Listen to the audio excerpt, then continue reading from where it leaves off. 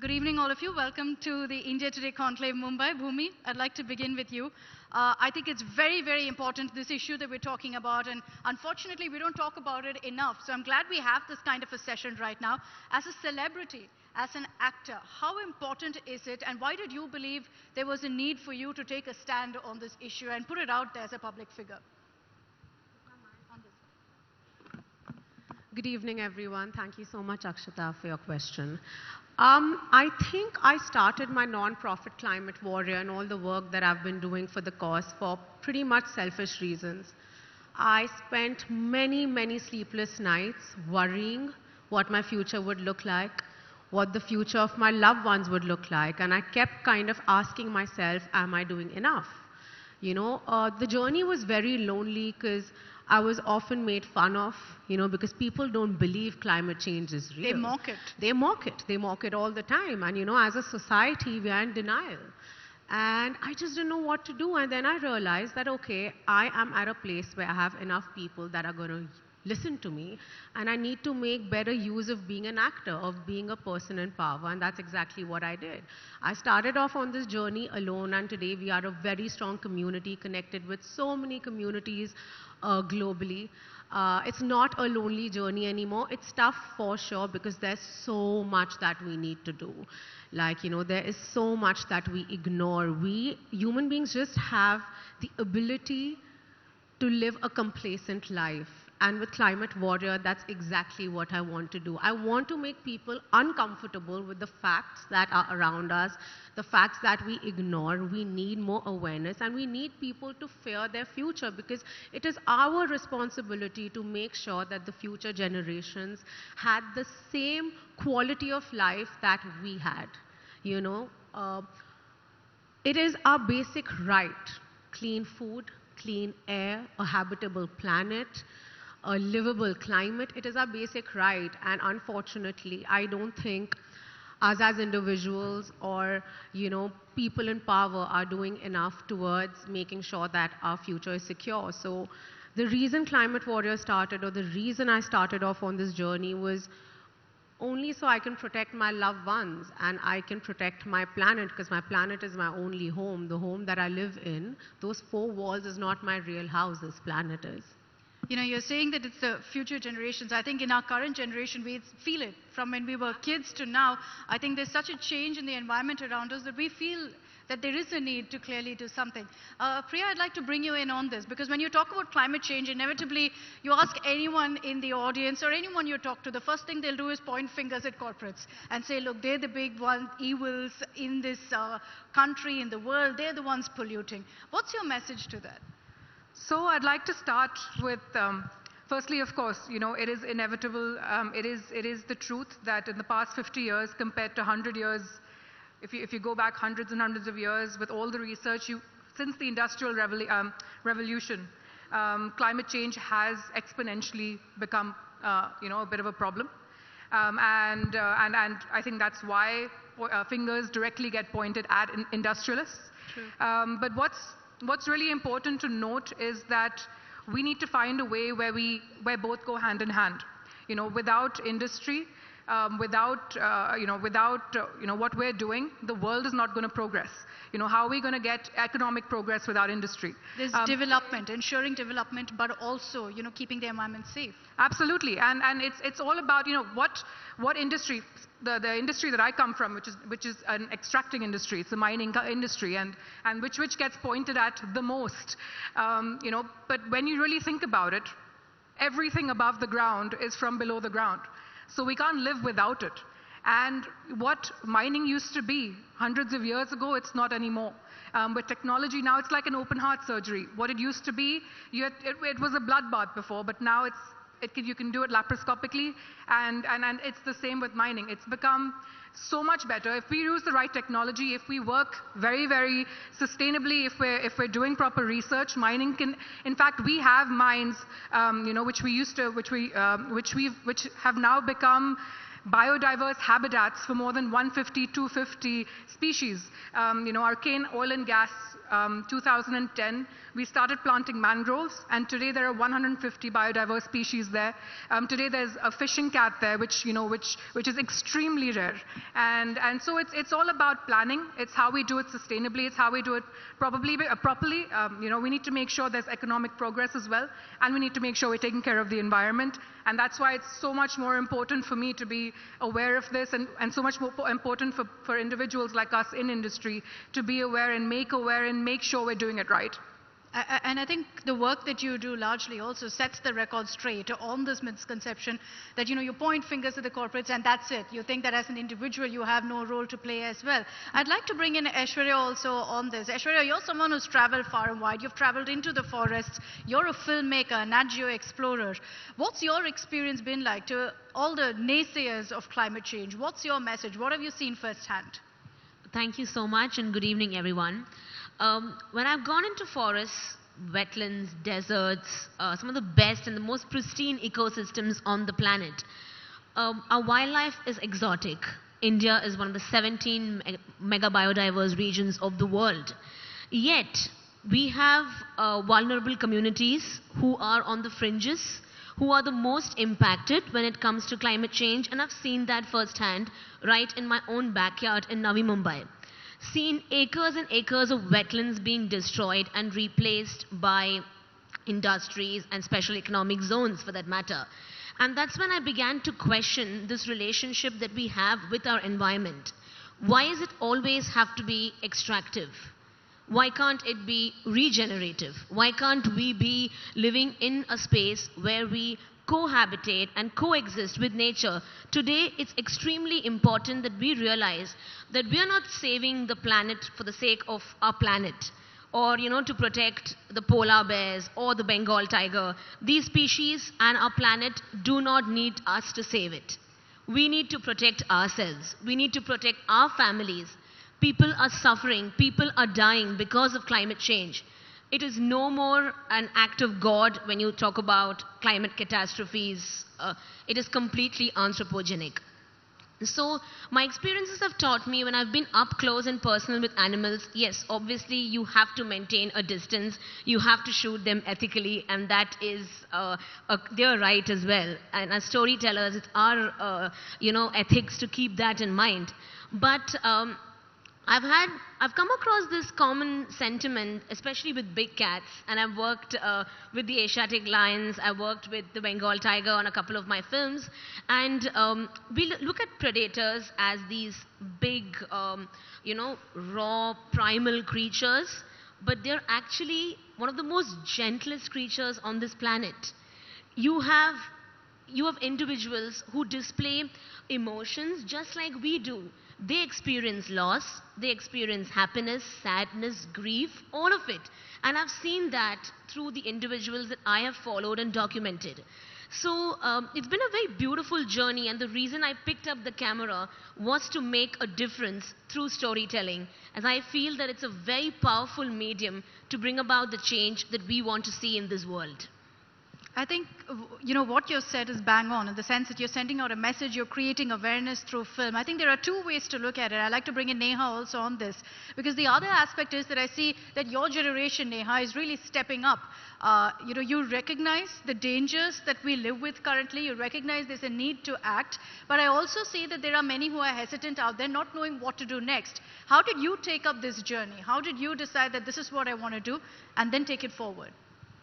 That's a great question, and thank you for asking that one. I think just a few years back, I was one of those youngsters who knew that there is a need to act, and who was seeing all these figures being put out by IPCC and all the COP summits, so many commitments made. But then I had this energy, I had this feeling of responsibility that I want to do something, and that's where my journey also sort of started.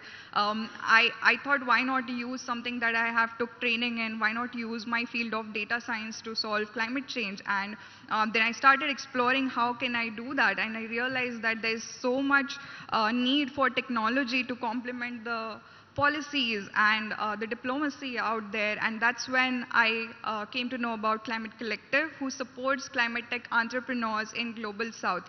There's 40% of technology in the world that is still invented that we need to solve this climate change, and the remaining one still needs to be implemented at the grassroots level. And I thought that at grassroots level, what's better than to work with these vulnerable people who are trying to create these innovative solutions. And that's how my journey started. And to the youth, I would say that see this as an opportunity. Start the change from where you are, right? Just observe around you, educate yourself, and see how whatever training you have right now, I'm sure that there is a need to just switch that, but have a more climate conscious work done with your training that you already have. So basically, I would say start there, educate yourself, and then participate in these discussions. Try to see that from wherever you are standing, how can you make climate conscious choices, how can you support the technology, or just make your voice heard, or just take a climate friendly lifestyle, educate people around you with that. I think that itself will make a great difference. Yeah, I'd like Burgess to elaborate on that as well.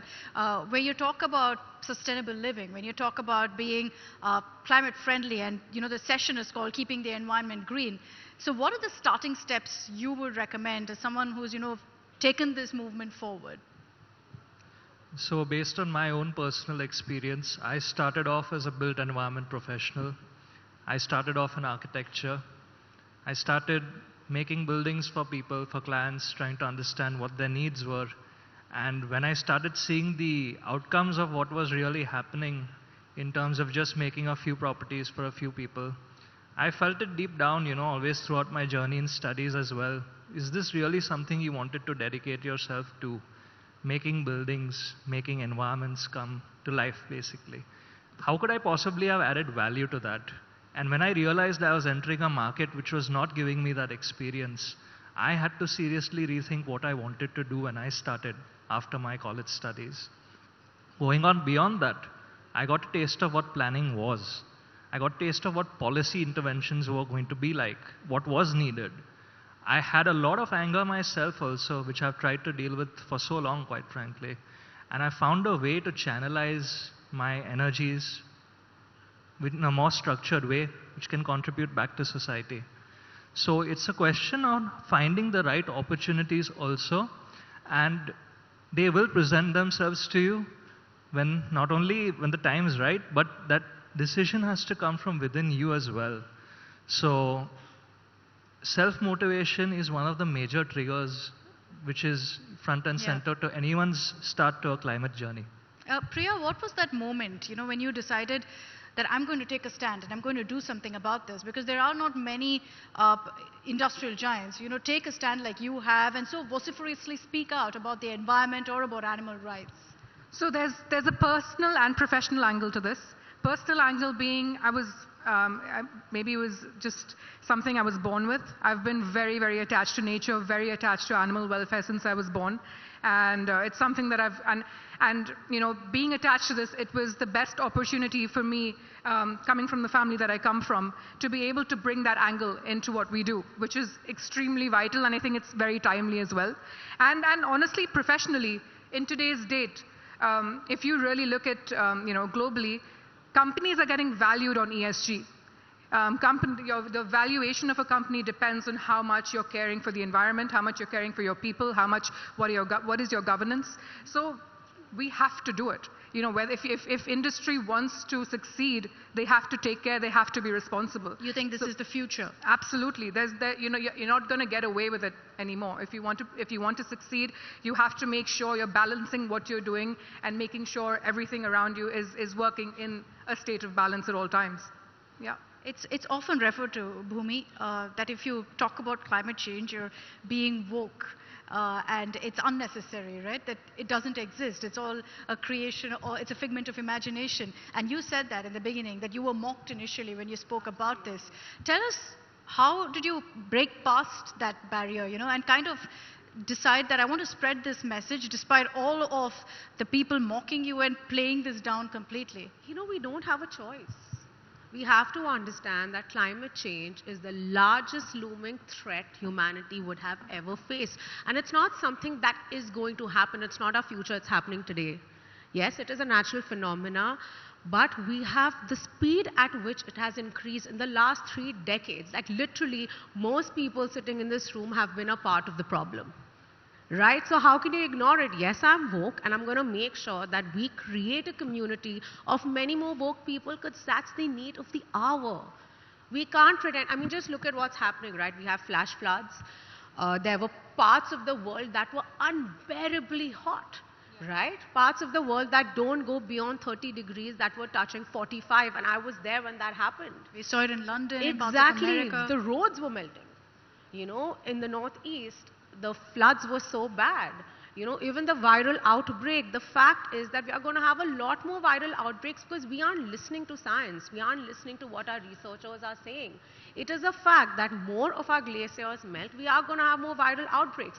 Now, there are 2 ways we can go about it, right? Either we join hands and we actually do something about it, or we continue living the way we are. But the truth is, in front of the wrath of nature, we all are equal. Just because you're a moneyed person, that doesn't mean you're going to be saved by it. And that's what we need to understand. And I feel it was this exact thought that gave me the courage to go past all the noise and the chatter and the blabber that I had, that, oh my God, you're being silly, there's no problem, Arey, you're doing so well, you're comfortable, why do you care?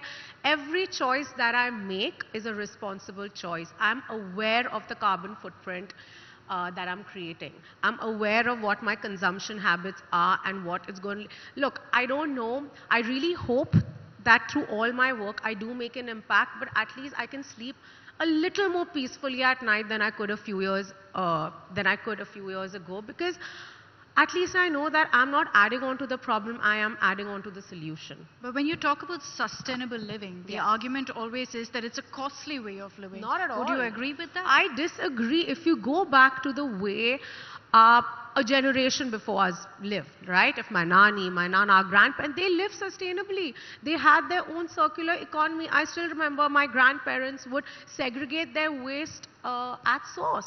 Everything would go into everything would go into khad, you know, that's what they call it, like in north of India. All their dry waste was separated, so this is the way they lived. We were consciously told switch off your lights, switch off your fans, electrical points, etc. That's the way we need to live. The point is, it's not an expensive way of living. People fear that it's an inconvenient way of living, but that's not true. It's actually very, very cost effective. I'm living it. You know, it just is going to take a little bit of discipline and a little bit of empathy, and that's what we don't have. You know, we as a society lack empathy, like, you know, it could be towards animals, it could be towards other species, towards our planet. I think that's what we need to create, and I feel everybody on this panel through their individual work is trying to do exactly that.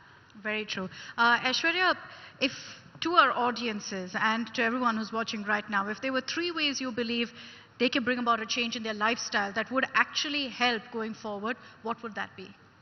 Oh, that's a very good question. In terms of like 3 different ways in which they can bring about a change in their lifestyle is 1, reduce using plastic. In fact, stop using plastic. Plastic pollutes our oceans. Today we have more plastic in our oceans than marine organisms. So 1 is that. The other would be reduce, recycle and reuse. And the 3rd thing would be, you know, try and move towards a more sustainable lifestyle in terms of transportation as well, in terms of fashion choices. Consciously integrate that into your lifestyle, and I'm pretty sure you would definitely be a part of the wave that makes this world a better place. The same question to you. I'm out of time, but Priya, same question to you. 3 ways you believe people can bring changes to their lifestyle immediately.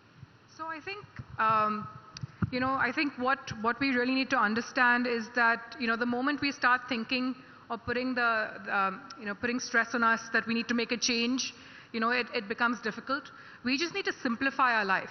And you know, I mean, I'm just taking it in a slightly different angle than what you asked. I think, you know, what's important, especially, you know, we're talking to more urban India here, but what's really important is to make people aware. Like if you go into the more rural parts of India, if you start talking about climate change and the greenhouse effect and all of that, they'll be like, ki, mujhe roti kapda makan ka True, pehle, exactly. that's, I need to think about that.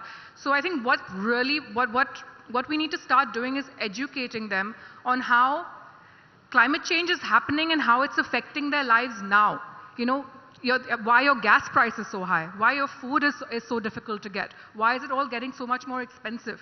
It's a problem that you're facing every day, and once we make them realize that, once we all realize that we're already facing it, then that's when we're going to really see the change. I think when we start complicating the entire subject and start making it, you're distancing yourself away from it. People are just saying, you know what, sab log bol rahe, lekin I need to think about my day-to-day life. I need to get bread on my table. My kids are hungry. But you know what? If you start thinking about climate change, it's all going to help you in your day-to-day life as well. I think largely for us as a country, if we go back to the basics, I think we just about get it right then.